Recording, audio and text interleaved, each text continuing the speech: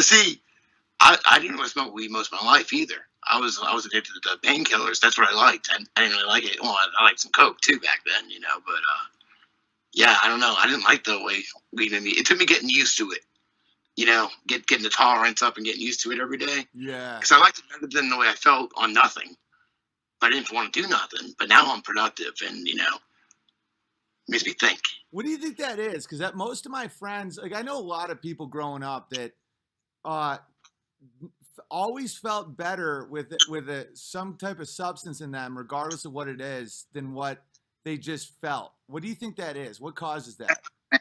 I think it's a symptom of the society we've been forced to live in. Like drugs aren't really the problem; they're a symptom of the problem. We're not supposed to live. We'd be happier living like in trees, like Ewoks, but with electricity, like electric Ewoks. You know, Electric Ewok. That's a good name for a band or some shit. I said that, man, but my band was like, that's too electronic sounding, but it is a good band name. Electric Ewoks. Yeah, but you know, like cool houses, like tree forts. We're not supposed to like work these shitty jobs we don't want to be at. You know, what's the point of living if you just like struggle to get by?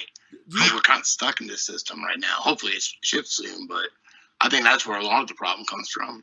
Did you see that study with the mice that would do cocaine until they died, and then they let the mice not live in captivity, and like none of them did coke? Really? Yeah, it was because of captivity. It was captivity that did that. Well, aren't we kind of captive? So exactly. Yeah. No, but we live in a world that keeps us in this box. And I'm not trying to sound like all like hippy dippy about that. It's not like, hey, I just want to whack off in a fucking field. No, it's like in this box of lies that make people seek out like things that change their chemistry to feel at all okay. Because toxic wants toxic.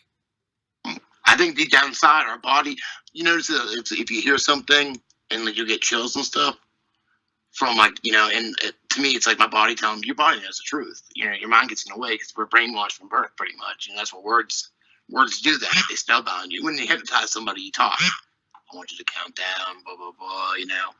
So spells, but we have to use your words to communicate. So it's a double-edged sword, I guess, but it's also a spell. Bro, that's why it's called spelling. Yeah, I know, yeah. And when you cast a spell, when you cast a net, you catch stuff like a fish because everything's wiggly. And we have to, like, put it in a net and then count it off and, like, describe it. This is that. Kind of how we net the world with latitude and longitude lines. We net the sky so we can map it, so we can, control it. We need to communicate, so we have to name everything. But in a way, it creates icons in our heads that aren't reality, really. And it's the hardest thing to put in words. That's what's messed up about it. You know? Dude, we got symbol and symbolizer.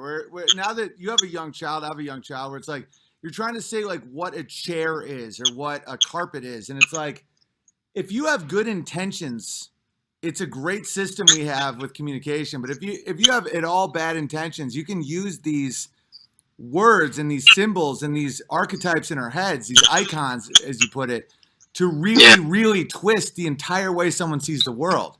Exactly. Yeah. Exactly. And so that's intense. Brainwash you. But like I said, we need it though. So I don't know. Did you look into MK Ultra shit? A little bit, yeah. Where it pretty much like honeycombs your brain, like when they some of the experiments at least. Because you want to like escape. And I wonder if that's where all people with multiple personalities stems from. But I'm not an expert on that or anything. So I think that's what it is, because they create a dissociative personality where they have these different personalities aimed at being specialized in different things, and it comes from like repetition, trauma, isolation, all this shit. And man, there's some real research that says a lot of it happened in the 40s and they kind of mastered it, and they know how to do it on a mass degree now. I feel like we're all that. All right, if you go to the deep levels, MK Ultra is like honeycomb, but I think we're all done that way just in society as our brain's split in half. And like we're trained to see things with the right mind, the logical mind, but we ignore the other half, the intuitive mind. Yeah. You know, you feel in your gut, like trust your gut, trust your intuition and stuff. We're taught to ignore that. and just say it's not so, and just focus on this. Oh, everything is logical and rigorous, and that's why we don't know enough about our own brain because we've been living in one half of it pretty much. Taught to at least. Well, it's also like, and the most actually logical people I know are the ones that have the best understanding of their intuition and their emotions and their deep subconscious, because the people that don't acknowledge that they're just as susceptible as anybody else to wizardry and all this shit are the ones that are blind to their own contradictions, their own cognitive dissonance, all that shit.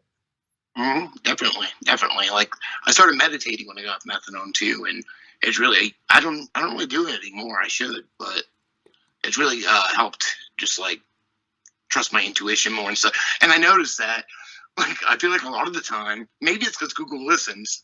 If I'm researching something, everything just kind of comes to me. It flows to me, and the video just pops. Like if I write a song, if I force it, it's a shitty song. It's no good. The best songs or best poems or anything are the ones that just I write in 5 minutes. It just come to me, and that's how I make my videos too. I don't force it; it just comes to me. Yeah, because when you force it, it's almost like you create something distorted. It's like a tree like growing around a fence. Yeah. When you have some like that.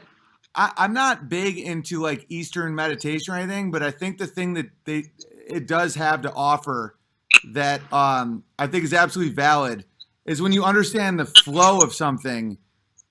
Well, I actually am into it because I'm starting to look into how to set up my gardens and stuff. And there's this whole permaculture movement where it's about not forcing your land to grow things that it wouldn't grow. Like you look at the species of the area and where the water is and where the light is, and like if you try to like push something that doesn't go with that flow, you're gonna not have a good experience, and you're not gonna grow as many